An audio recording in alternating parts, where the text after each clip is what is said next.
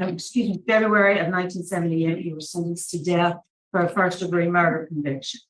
In May of 1979, you were resentenced to life without the benefit of parole, probation, or suspension of sentence for a period of 40 years. You were resentenced in accordance with a plea agreement.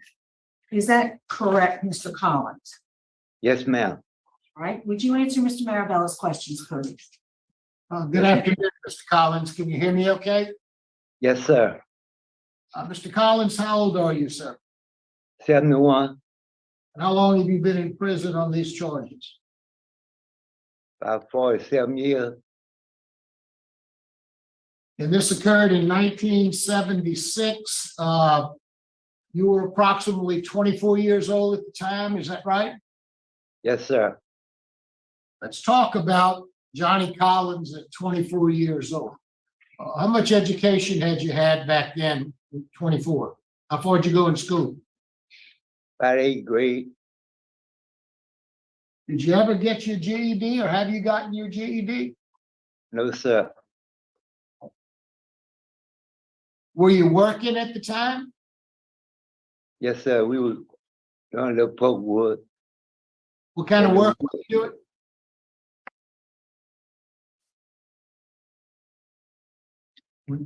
Okay. Were you, back then, did you drink alcohol? No, sir. Do any kind of drugs? No, sir. Well, tell me what happened in 1976 when you kidnapped and murdered young Veronica Hardy. Tell me in your own words what happened, why you did it, and what you did. Yes, sir. We was all at a store out there in the country, and we started having words in the store, talking back and forth, calling one another different names and things. And we was all walking down that road. We left the store and went walking down the road.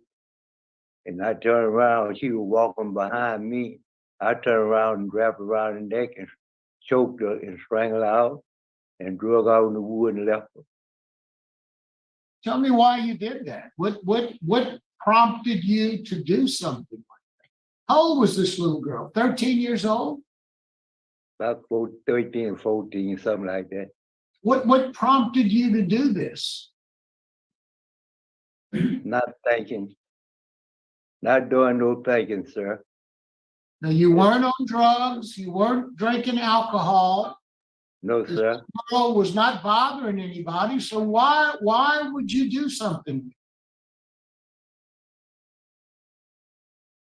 I wasn't doing no thinking. It's running.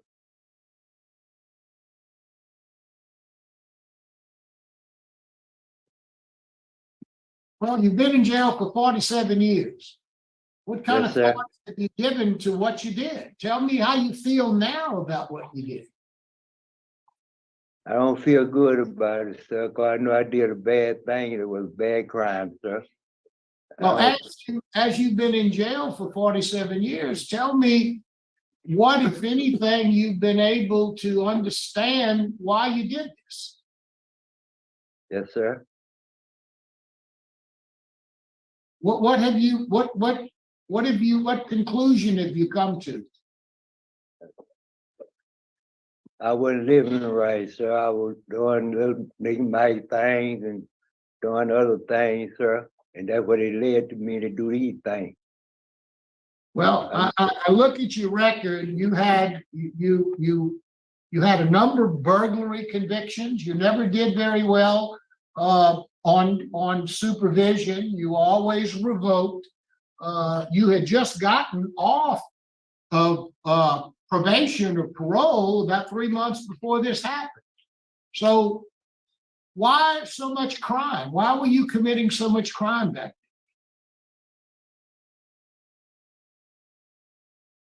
then? I wasn't living right, so I wasn't doing the right thing I supposed to do. I wasn't listening to people. People was telling me good things for me. I wasn't listening. Well, I mean, I guess I might be able to understand why you burglarized the house, because you maybe wanted some money and maybe wanted to get something out there. But why would you attack and kill this little 13-year-old girl?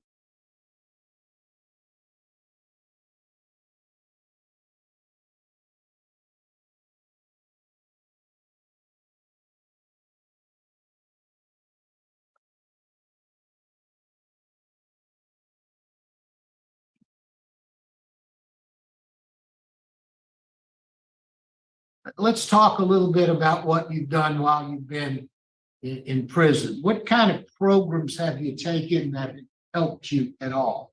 What can you remember any of the programs that you've taken? I went to a SEC program school way back. In 2002 and 2003, you went through the sex offender training program. Yes, sir. You took 3 phases of that. Tell me what you learned in that program, if anything.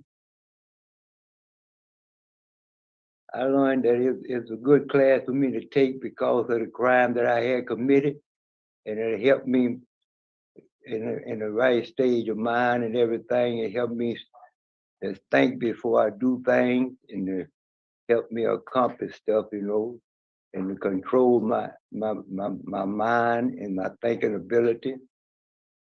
So you attempted to rape this little girl while she was in the woods, is that right? No, sir, I wasn't intending to do that. Well, you grabbed her,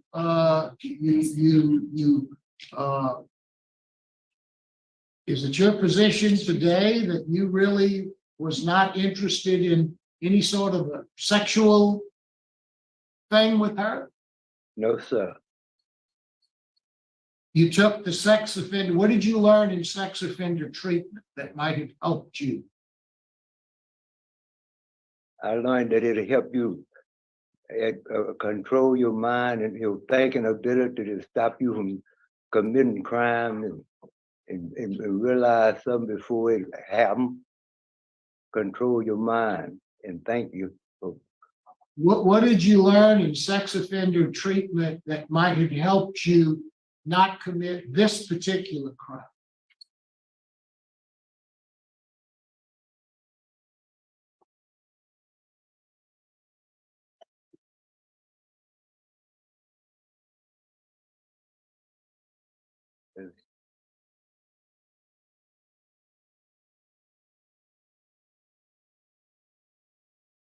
Help you to think and not to do the bad thing no more, and help you to think before you commit these kind of crimes, and then realize to keep your mind from getting to that type of stage again.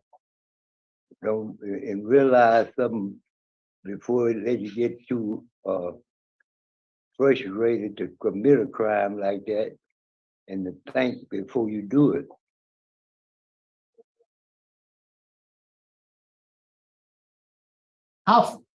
You said you quit school in the 8th grade. Why did you quit school in the 8th grade?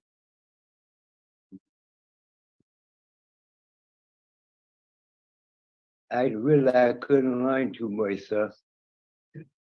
Have you tried to take some classes while you've been in prison? Maybe some literacy classes and things that'll help you read and write? But he don't have the literacy class.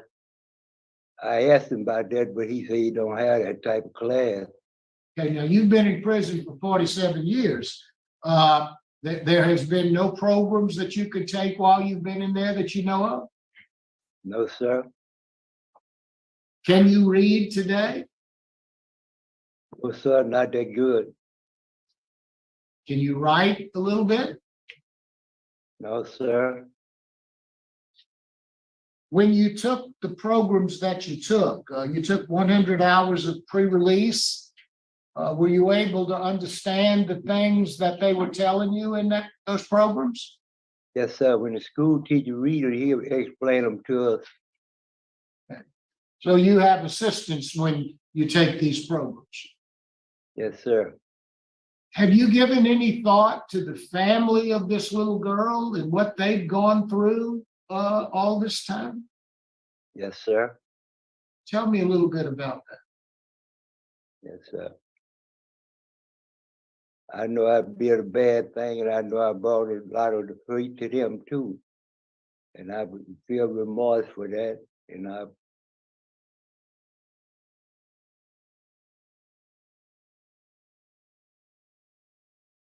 Were you angry? Did you have anger issues? No, sir, I wasn't mad, I wasn't angry. Have you taken anger management courses? No, sir. You haven't? I thought you took it, okay. You were a tier walker, is that right? Yes, sir. Tell me what that is. That's watching over somebody to keep them from doing hurting themselves. What is the RC Club? That's a club where they serve food, Okay. where they cook and serve food for the camp, sell food. Where would you go? I see Mr. Myers is here. Where would you live if you were released at some point in the future? I would like to go to the parole project place until I live and I go out and give Okay. it my. Where would you go after you go through the parole project? I would go to my sister And where does your sister live? in Bowie Parish. Tell me about your health. Do you have any sort of medical issues? No, sir. You take any kind of medication? No, sir.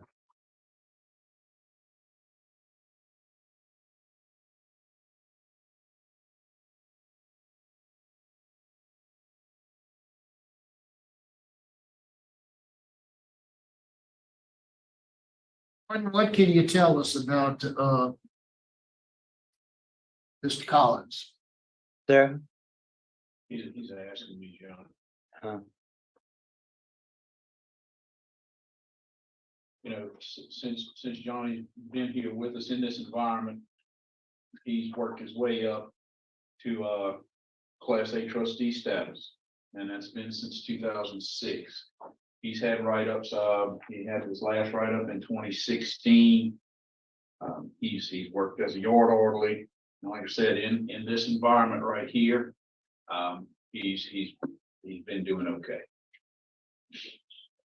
Are there any literacy programs there that he might be able to take? Yes, sir. Is he just tried to get into them or what? Well, according to the summary that I have here, and I don't know if you guys have or not, but he took a E-level TABE back in 2016.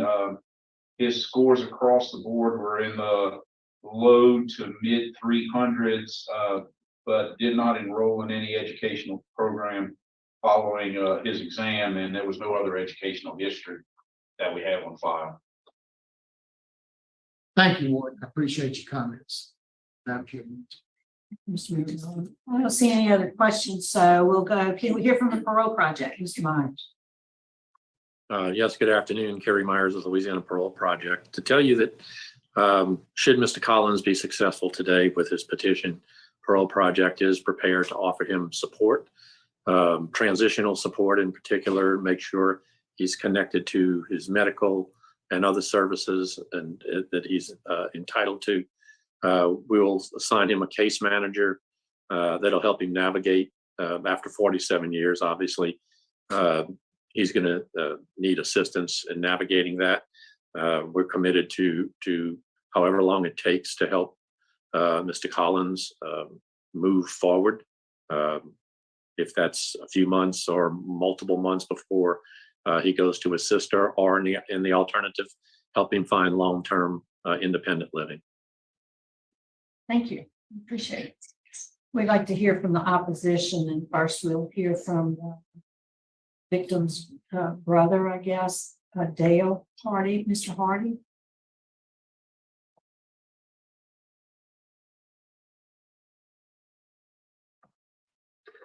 Yes, ma'am. Can you hear me? Yes, we can. Okay. Yes, ma'am. My name's Dale Hardy. Veronica's brother. Me and I appreciate the board hearing me today, but I wanted to say how much in opposition I am to his release. This horrible crime that I feel he's somewhat making light of happened when I was 11 years old. Me and my sister were a little over a year apart in age. I was fixing to be 12. She was 13. And this happened at our home. And this still today is my home. And for my kids are grown now, but for the age of my kids, I couldn't let them out in the yard by themselves. I couldn't let them walk out to the streets by themselves. And this is the house where today I live, where I can walk out to the street and see where she was abducted from, see where she was drug off the road from. And my children live on the same property with me, and I have 5 grandchildren. And the thought of him coming back to Bossier Parish at any age, in my opinion, is just totally unacceptable. I mean, this was a horrible, horrible crime on a 13-year-old child, and I would strongly and be gratefully if the board would reject this plea. Thank you. Thank you, sir. And Mr. Nick, Yes, ma'am. go ahead, sir. All right. Thank you very much for hearing me. I also agree with what my brother said. This was a horrible crime, but I do want to make note that my dad was a heavy drinker, and he had kind of stopped drinking because he had some health issues with that. But when this happened, it just took him out. He started drinking, and he died of cirrhosis of the liver. Thank you. Totally opposed. Yes, sir. Thank you. And we have Mr. Gerald. You want to speak, sir? You step up to the podium.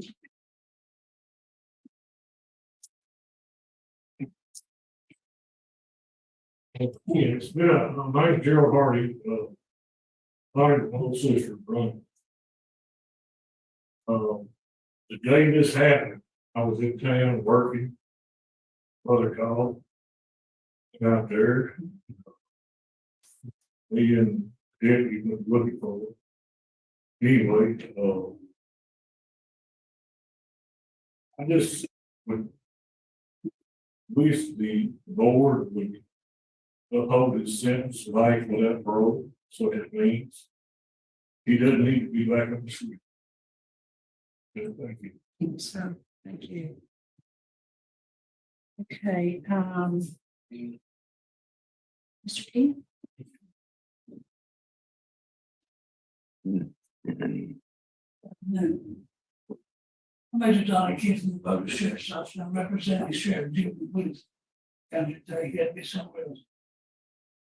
This day, I was a young deputy that day. I've been on about 2 years. I'm the last deputy alive that broke this case. I was with Gerald. We found his sister. Terror and the fear that Mr. Collins put in the Bellevue community is still alive today. I don't know that. If he comes back to Bossier Parish, our sheriff doesn't want him. We don't want him. And it'd be best since he got off the death row and got to have his life, he needs to spend. Yes, sir. Thank you. And from the DA's office, sir. Thank you, board, for having us here today. My name is Skylar Morgan. I'm DA in Bossier Parish. I was 15 years old when this happened. And I live actually in Western Parish. And I remember my father who had been a DA and now that's like a district judge. Never, he didn't know what it was done, hold on to it, underneath the cap. That day, my father said, park your vehicle, not traveling. Carry this gun, again. That's what it did in this community. I don't get the impression that he's done a whole lot to better himself. I know he's aged considerably, but it's time for him to got an education, so long time ago, he never, in really make any effort to do anything like that. I think that's just as his age now, asking to give him some relief. This, we all hear a lot about truth and sentencing. I know the DA try to preach it to everybody in the legislature. Listen, this is exactly what truth and sentencing is about. This family was told life, perfectly with the electric chair. That got commuted. They understood that. But then don't worry, it's life. It's mandatory life. And now you got to come back and tell them, oh, the former DA, those people, they lied to me, they were wrong. You know, it's just not right. They didn't get his life sentence. He appeared to be functioning, and they go to rescue to deny him any relief. Mr. Marvin. Good morning. Do you have in your notes the exact sentence that was given when he was resentenced to life? It was life imprisonment without the benefit of probation, parole, suspension sentence for 40 years. For 40 years. Correct. so basically, after serving 47 years, he's eligible for parole as we speak. I wouldn't think under that sentence, I never have seen a sentence like that before. I thought, you know, all the death penalty people that got their sentences overturned in the Robinson case Right. became automatic life without benefit case. Yeah. This is the first one I've seen. I can't explain why that was sentence thought was appropriate or exactly recommended from the Supreme Court down back in district. But that was the sentence, because that's what I have in my record. That's, I appreciate it. And according to that sentence, he should be eligible for parole as we speak. I will concede that. Thank you, sir. Ms. Shipley, Yes, can you speak to that for us? yes. Actually, at that time, the judges would hand down those sentences. Some would be life with parole after 20 years or life with parole after 40 years. But the statute for first and second degree murder requires life without parole, so that overrides The judge's court. sentence. Yes. Okay, thank you for that clarification. I appreciate it. Yes. You're welcome. Mr. Collins, is there anything you'd like to say to the board before we vote? No, ma'am. Okay, I think we're prepared to vote. Mr. Marabella?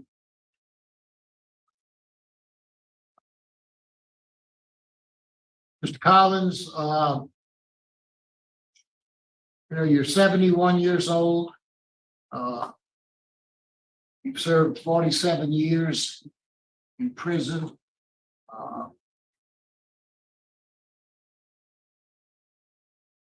You don't have much education, and it's looks like you have difficulty communicating. I appreciate that. I understand that. Maybe I didn't ask the appropriate questions in the appropriate way. I'm just very concerned about your acknowledging what you did and what you did to this young 13-year-old girl. Murdered her, tried to rape her.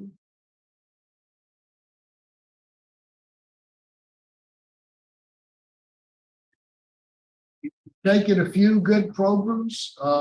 You're a trustee. You've done some good things while you've been in prison, and you're functioning well while you've been in prison.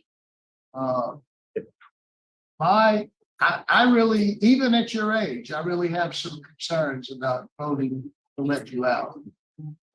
Based upon the opposition, the nature of this crime, opposition from law enforcement, victim opposition, my vote today is to deny your request. Mr. Freeman? First off, I want to thank everybody that showed up today. Appreciate it. We know it's hard on you. I have to agree. You didn't acknowledge what you did. I mean, and it's quite evident what you did. So my vote is to deny. I mean, first family was told death sentence. I understand that changed, but no, my vote is to deny. Thank you, Mrs. Jackson. Ms. Collins, you've done well while incarcerated. But I don't think you've done very much to prepare yourself for life on the outside. After 47 years of incarceration, the world is nothing like the one you left behind. And I just don't think that you're equipped with the tools that you need to survive in the world today. Although you say that you're going to live with your sister, what kind of situation she's in, what her health is, and it's conceivable that you could end up in the world and have no one. And I just don't think that you've done enough to prepare yourself. And so my vote is to deny. Thank you. Mr. Roshan? Mr. Collins, based on express opposition from the entire legal community, especially the DA's office and the victim opposition, no signs of rehabilitation, and an extensive criminal background, my vote is to deny your request. Mr. Collins, I don't think you're ready. There's no evidence that we can see of any work that you've done to prepare yourself for today's hearing, let alone life on the outside. Based on the opposition that's been expressed here today, my vote today is to deny your application. So today, sir, your application for clemency has been denied. Good luck to you.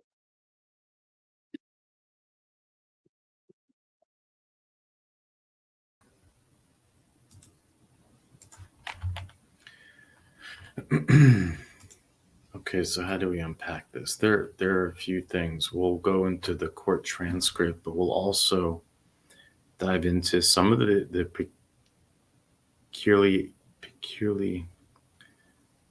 peculiarities. Oh my gosh, of this, how they brought up in the ruling.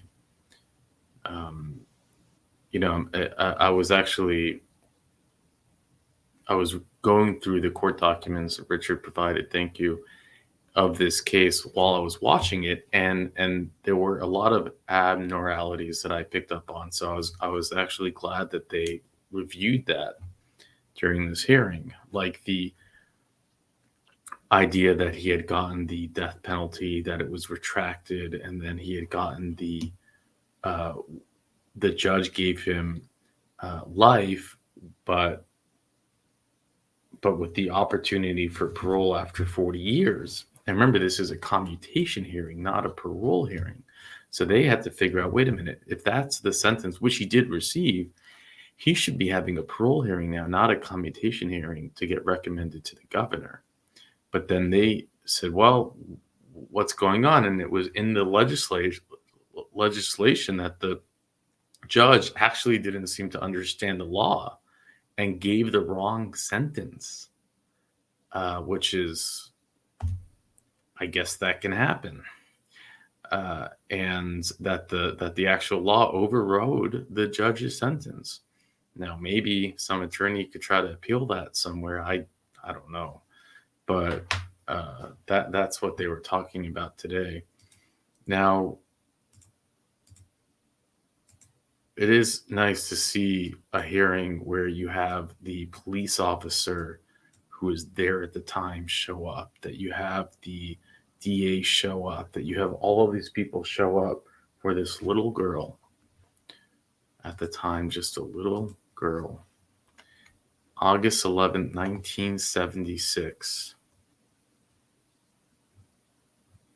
And then we'll go into after we go through these details, we'll go into the details about this case. I find it to be quite interesting about how it was overturned and what happened. And then there are some questions you might want to bring up. For example, his IQ is very low. They talk about it here, and they talk about it. Was it against his constitutional? Was his constitutional rights violated that they interrogated him, and his IQ was so low that maybe that wasn't okay. They say his IQ was at the mildly impaired or delayed level, but initially they said it was even at the mental retardation level. So there's a lot of, and that can bring some light into maybe the style of his interview and what they were even expecting from him. It's just something to take into account as well. Sharing all the facts that I have here. On August 11, 1976, a 13-year-old girl was abducted, sexually assaulted, and then strangled. 13. When she did not return home from an errand to the grocery store as expected, the police were called, and soon learned that she and the defendant had departed the store about the same time. The officers found the defendant at a neighbor's house and noticed that she was not dressed in pink, and noticed that he was not dressed in pink pants and flowered shirt as reported by the person at the store earlier that day. When asked if he had worn different clothing earlier in the day, the defendant replied that he had changed from some green clothing. The officers immediately advised the defendant of his constitutional rights. With the owner's consent, the officers searched the neighbor's house and discovered a pair of pink pants and a flowered shirt with 2 buttons missing. So the eyewitnesses said that she had left with the man wearing these clothes. He said he was, but he changed, and then they found the clothes. The remaining buttons on the shirt matched 2 others which had been discovered at the location where the girl was believed to have been seized. So this little girl may have pulled the buttons off his shirt, and in that way they were able to catch him when she was fighting back for her life. The officers again advised the defendant of his constitutional rights and placed him under arrest. The defendant subsequently confessed to having killed the girl and led police to her body in the woods several miles from the grocery store. The defendant's mental, now this is what they're saying, the defendant's mental incapacity to proceed was raised by the defense, and after the appointment of a sanity commission and a hearing of the district court committed him to a state mental institution, finding that he lacked the requisite mental capacity. So they did say, even then in 1970s Louisiana, that he lacked the mental capacity to go to court. Isn't that interesting? But approximately 11. So then they say no. He's not fit. He's not there. And then it was 11 months later. They had a second sanity hearing and a motion to suppress hearing. The district court determined that the defendant had achieved the mental capacity to proceed, and his inculpatory statements and confession were admissible. So at first they said, hey, he can't go to trial. He's not fit. And then they 11 months later said, no, he is fit. The defense contentions of mental incapacity to proceed are based on essentially upon the evidence induced at the first sanity hearing. The medical consensus of the first commission was Collins is moderately or mentally retarded, trainable but not educable. I guess that means like he can't be taught to read, and he still cannot read. Has an IQ of 43. Now, according to Google, 43 is, I mean, 69 is extremely low. And 40 to 54 would be moderately impaired or delayed. Oh, they have different tests, but it's mentally retarded, is from my understanding.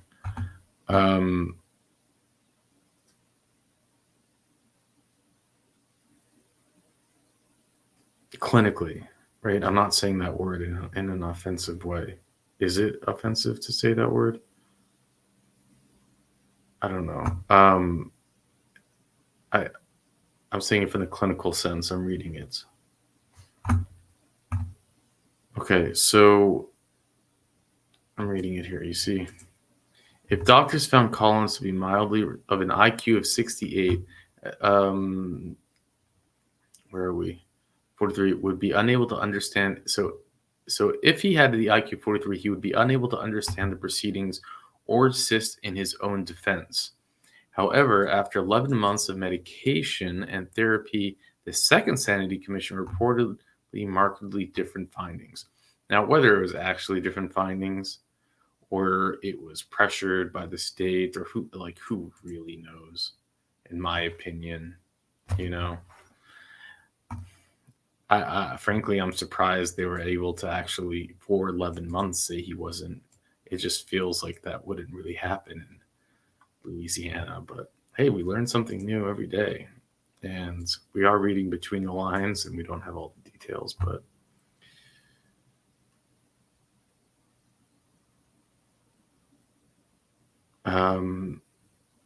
the earlier findings were discounted by the Second Sanity Commission as not being accurate.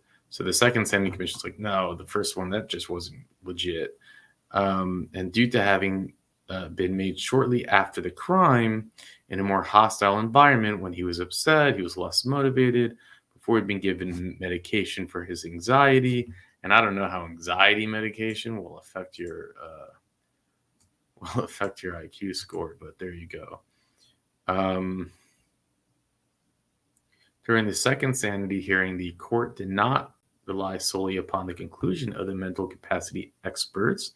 Both the district attorney and the judge examined the witnesses closely with respect to consideration pertaining to the nature of the charge, the complexity of the case, and the gravity of the decision which the defendant was faced as required by, and they give the reference.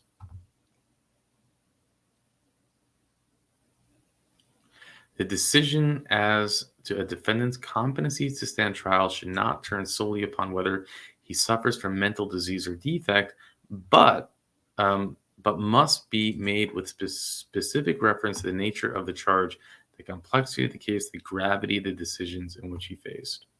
So it is quite interesting, I think, to go through this legal exercise for those that are interested. I'll put the link in the description. For instance, there was testimony for the two psychiatrists and a psychological assistant indicating that Colin was fully aware of the nature of the proceedings, the nature of the charge against him and its seriousness, and the nature of the defense available to him. The doctor's testimony contains specific details indicating that Collins understood his legal rights, was able to recall and relate facts pertaining to his actions, whereabouts on the day of the crime, and maintained a consistent account which tended to exculpate him from the offense. Collins reported to the doctors that he had been in the store on the day of question, that he had seen other persons pick up the girl after she left the grocery store, that he had confessed to the crime only out of the fear of being lynched, and that he was able to lead the police to her body only because of something he overheard from another person near the investigation site because of his knowledge of the woods. So what they're saying here is, hey, I mean, he was capable. He understood the situation. He actually had a well-articulated excuse for why he confessed and how he knew where her body was. And that's a rather good point. According to the sanity hearings evidence, Collins was able to identify witnesses who could corroborate some of the details of his defense and report the information to his attorney. The doctors further testified that Collins could be able to make the decision necessary to assist in his defense, testify on his own defense, and that if properly medicated, his mental condition would not apt to deteriorate the stress of the trial.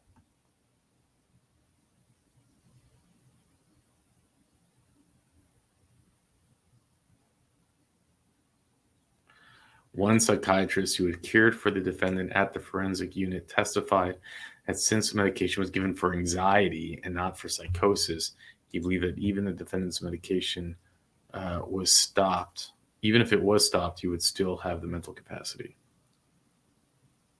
It's interesting to reference anxiety medication. It's like you're thinking something else. Like he was on psychotic medication for 11 months, but no, they're just saying it was anxiety medication.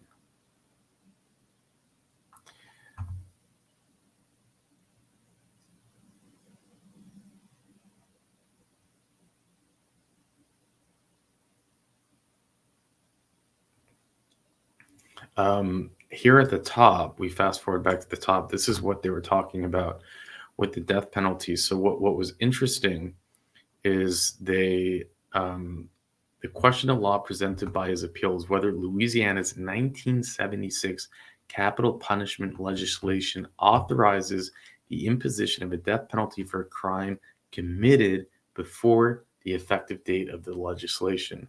For the reasons here and after assigned, we conclude that the death penalty may not be applied retroactively and that capital sentence in this instant case must be set aside. So in the appeal, they said, you know what, he shouldn't get the death penalty. And that's because I didn't realize this, and one might not, think this, but the death penalty was abolished and then reinstated in Louisiana. And because of that, they retroactively applied that sentence, but they said, well, you couldn't do that because at the time you committed this crime, the death penalty was not legal in Louisiana. It's quite an interesting situation here. ChatGPT tells me that the death penalty has a long history in the state of Louisiana. It has been used at various points of the state's history, and its legality and application has evolved over time. The death penalty was reinstated in Louisiana in 1976 after the United States Supreme Court decision in Gregory versus Georgia upheld revised death penalty laws in several states, including Louisiana. This decision effectively ended the nationwide moratorium on the death penalty that has been in place since 1972 Supreme Court decision in Furman versus Georgia. So then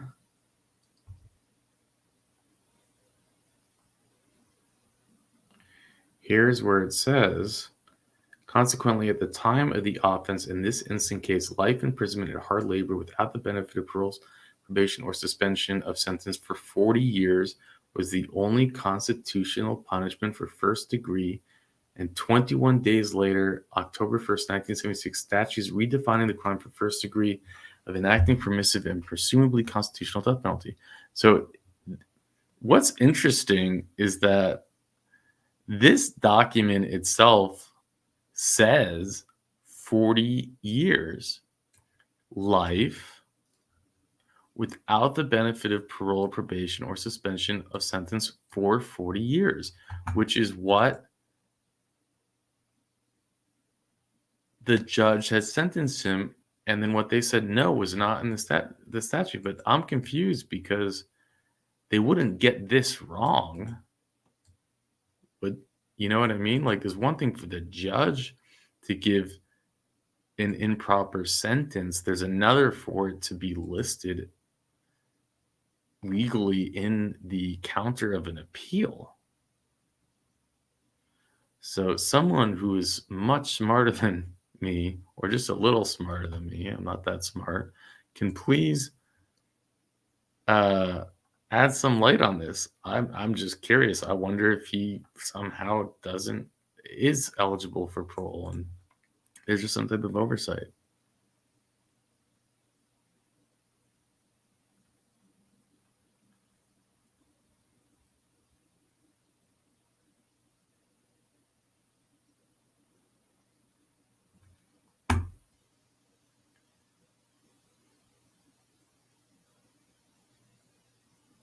I don't know. I think that's quite interesting. For those of you who are still watching, I salute you.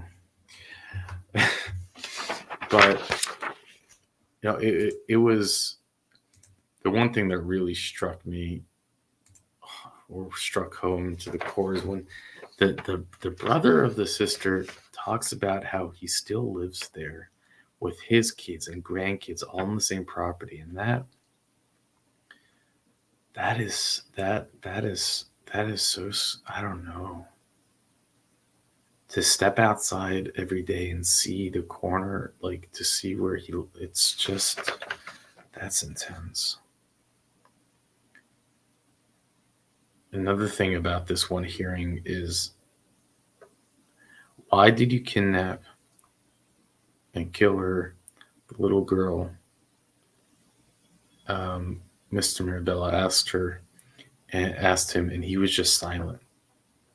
He was silent for maybe 10 seconds. It felt like an eternity. The silence, it was like deafening. For those of you who listen with their phone on lock screen and not watch, as do I for most things I do on YouTube, you might have checked your phone to see if you lost connection, but he just stared. And I actually appreciated that silence, because what can you say? How can you answer that question? Why did you do that to a 13-year-old girl? Silence is I get that that's not, but at the same time, I actually thought it was powerful, whether it was intentional or not.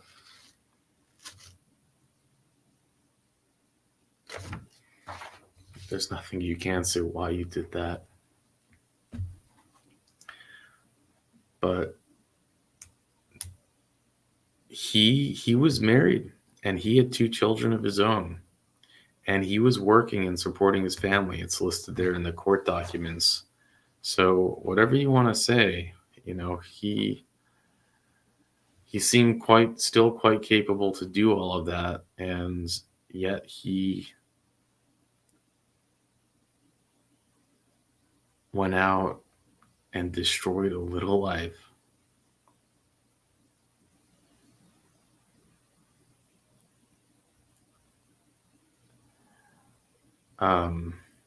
And frankly, yes, someone who does that should not get out of prison. And he's stuck in Angola. That's been his life. He has no family. He claims he has a sister, but she's not here. No friends in those chairs. And he has just our friend Carrie Myers, who would actually get up and make some statement on his behalf. We know what you're about, Carrie.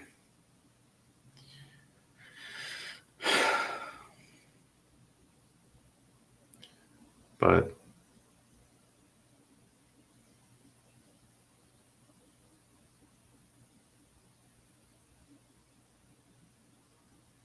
with that, I'll let you go.